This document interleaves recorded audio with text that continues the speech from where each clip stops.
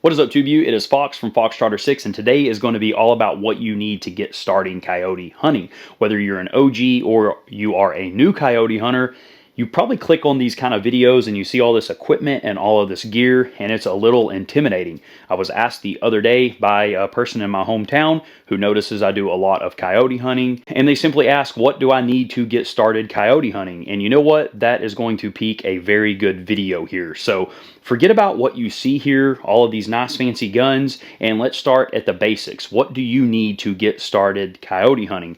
I'm going to make this a two-part series video because I feel we can make this really long. But in the beginning, I don't want to intimidate anyone, so we're going to make this short, sweet, and simple. And then version 2, we will get a little more advanced and teach you guys how to coyote hunt.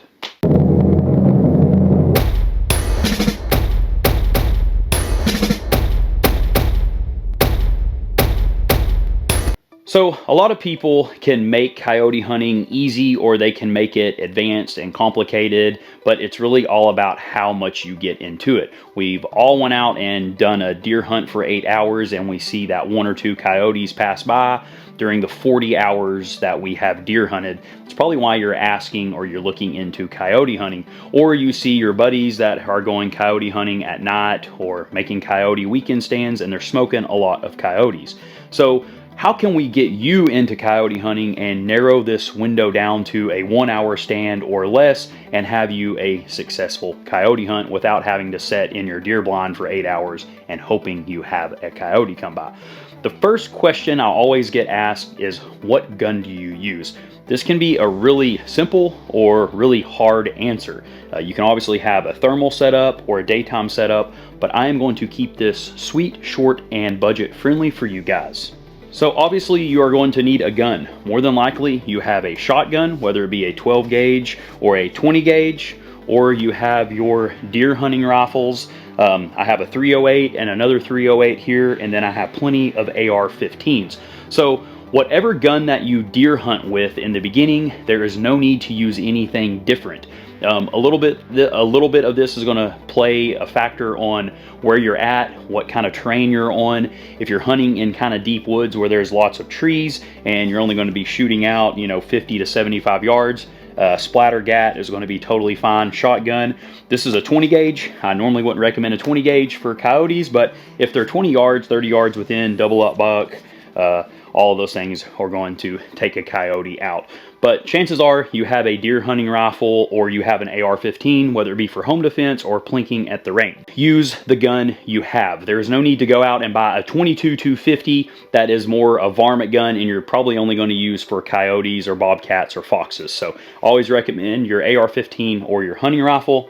There are lots of companies that make varmint rounds like the Hornady Varmint Express or the VMAX rounds. These are going to be great bullets. So keep it short and simple and use the gun that you have. So now that we have you a gun, the second thing I would recommend for you to get is going to be some form of tripod or a bipod system. Basically, you're going to want to try to get your gun up off of the ground and get it in a shooting ready position. What this is going to do is this is going to allow you to scan and keep your gun up here while you are calling. So you don't have to have a tripod or a bipod, but chances are if you're shooting past 100 yards, you're going to have to be a pretty good shot to just shoulder your rifle and shoot. Can you do it? Of course you can, but make life easier. This is a Bog Death Grip. This is probably going to be the cheapest, most available tripod you can get for under 200 bucks. I've had this one for well over 5 years. It's beat to crap, but it's reliable. It's a little heavy, but if you could get one of these collapse down to only about 2 foot, so you can backpack them, you can carry them around, and they get really small. So tripod is going to be great. Clearly, if you can of course use a bipod like this that folds up and tucks in. However, with a lot of these shorter bipods that you probably have from shooting off of a bench with your range bipod, these aren't going to be the best pick, but you can make them work.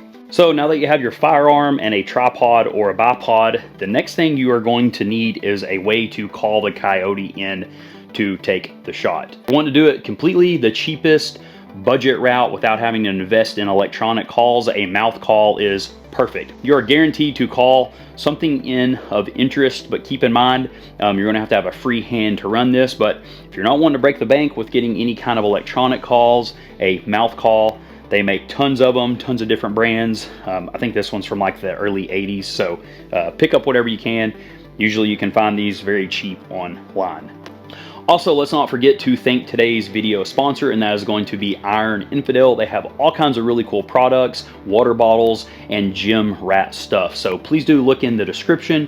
Click the link that I have provided down there. That will take you directly to ironinfidel.com, and anything you get off there will totally help support this channel. So let's get back to the video.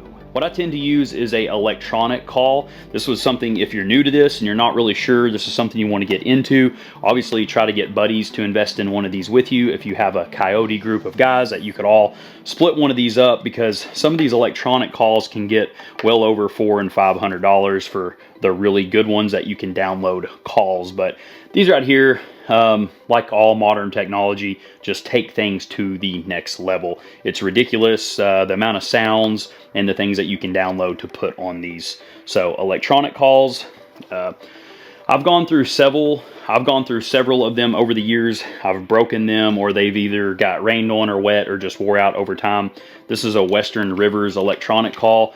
You can find some of these on sale or buy from the secondhand market for, you know, just 50 to 100 bucks. I got this at a local hunting store for like $75 one year. It's not the best, but it definitely won't break the bank, and it'll allow you to kind of get in and how to use electronic calls.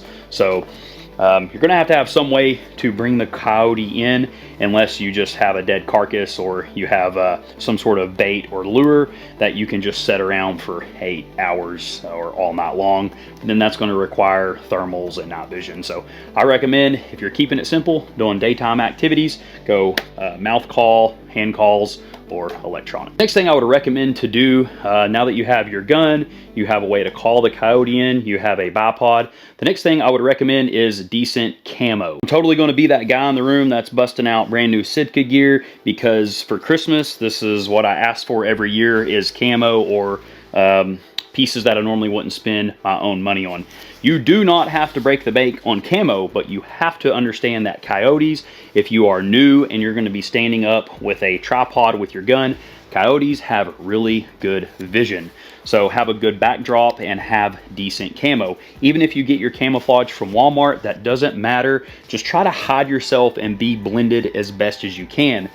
If you're wanting to save money on camo, what I recommend is take your warm clothes, like what you would wear when it's snowing outside, and get on Amazon and try to find a camouflage poncho, or just try to find one big camo onesie, something you can zip up. Buy it in a size up, that way you can have your layers on over it and throw something over. You do not have to get some great name brand camo. That's for later down the road. However, good quality gear never hurts owning. So you have a gun, you have camo, you have a bipod, and you have your means of calls to lure or call in the coyotes. The next thing I would recommend is go with someone. There is nothing better than going with someone who is advanced into coyote hunting, or one of the OGs that has been doing this for years. I've noticed it's been gaining a lot in popularity over the last 5-10 years, so it's really good to find someone in your community that already goes coyote hunting. With that being said, be respectful that you know, more than likely they're taking you on private land, or you're going with them to hunting leases. Just sit back, don't act like you know everything, and just listen. The best way I learned to coyote hunt was I took one of the cheapest AR-15s I had, and I had like a $200 scope, and I went out and I missed every shot. But I went with 2 sponsored coyote hunters, and they were very, very humble. They were very welcoming, and I just listened, and I followed them around and watched how they moved, watched how they hunted, and just listened, and became a pretty decent coyote hunter. So don't be intimidated with, you need all this expensive gear.